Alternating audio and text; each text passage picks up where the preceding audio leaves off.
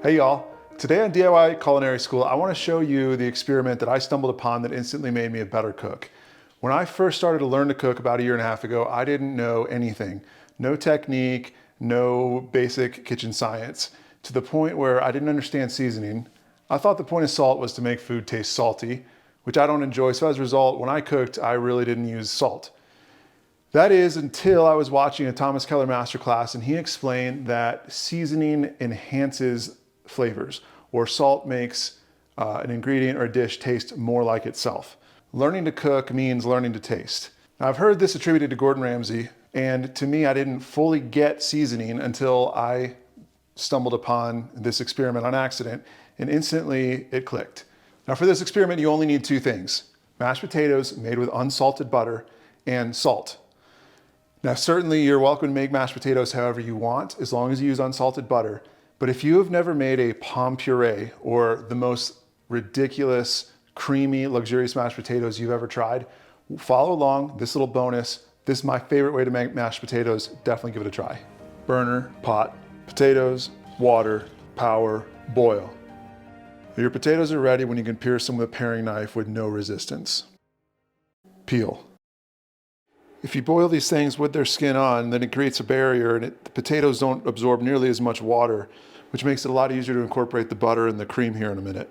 The finer you can puree your potatoes, the smoother texture, of course, but also the more fat they're gonna be able to absorb. And a regular potato masher is not gonna work for our goals right now. So I've got two options for you. Neither of these are terribly expensive, and links for all of this would be down below if you need it.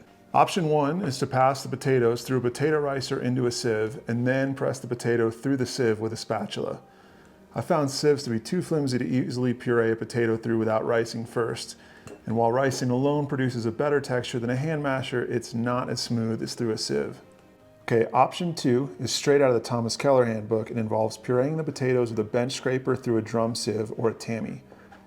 And this may seem like an overly specialized kitchen tool to bother taking up space in your kitchen, but it does have plenty of other uses and can also be cheaper than a potato ricer. One advantage to both of these methods is that the sieves will catch any leftover potato skin you may have missed when peeling. Now put your pureed potato back over gentle heat and begin adding cream and unsalted butter, whipping the potatoes after each addition until it's fully incorporated. When you puree your potatoes this finely, it's almost insane how much fat you can work into it. I mean, you don't have to go overboard, but the first time you try this method, use a small amount of potato and then work in so much butter and cream that your puree is almost runny. You probably wouldn't want to do this for every dinner, but it is fun to experiment. All right, so we've got some pomme puree with the most ridiculous texture. It's going to taste amazing, right? Let's find out. Wrong. Despite how much butter and how much cream we have in there, because there is no form of salt yet whatsoever, they have almost no flavor. It's crazy. I can't taste the butter, hint of potato, and not much else. Overall, just extremely bland and lacking a lot of flavor. So here's where the experiment comes in. First, we're gonna take at least half of our mix here and set it aside. So here's what I love about this experiment. I think of everything I've used salt in, potatoes probably have the highest tolerance and have one of the most dramatic differences between salted and unsalted. So we've tasted it with no seasoning whatsoever. We're just gonna throw a little bit of salt in there. This is just kosher salt. Give that a mix. Now let's taste it again.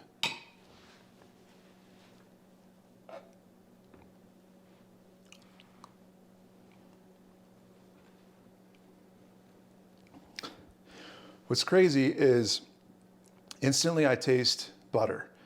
The potato taste is still very subdued, almost non-existent, but now it tastes like a really smooth texture with quite a bit of butter flavor. So, not there yet. Let's add some more salt.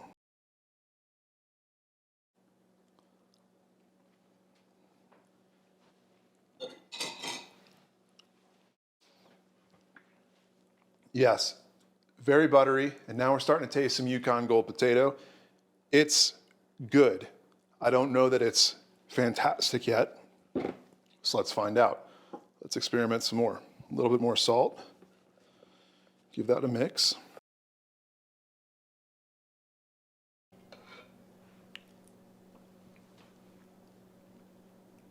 Vibrant, potatoey, very buttery. It's good. It may be there. It may not be able to handle anymore. Thing is, I think in order to find the line, you have to try crossing it once or twice. So you start to, see how far you push it and where your preferences are.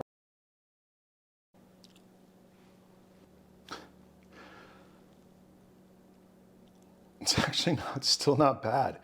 It's very, very flavorful, but bordering on too much. But it's actually still not like salty as much as it's just, I don't know, it's honestly bizarre because this is kosher salt, so there's no iodine or anything in there, but it has almost like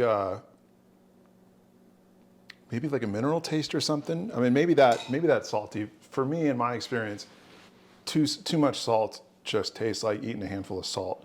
This is kind of a new one for me. Let's push it.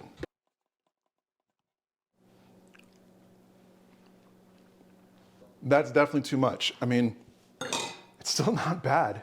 That's what I think are crazy about potatoes, at least mash, is they can stand up to a lot. It's hard to oversalt them. I think I just did. That's what I think is great about this experiment and using mashed potatoes, especially when you use unsalted butter, is there is such a strong difference between unseasoned and properly seasoned. They literally don't taste like mashed potatoes. They almost taste like nothing until you start seasoning it. Once you find that right mix, they're magical. And honestly, it's hard to oversalt them. You can get there, but it's forgiving.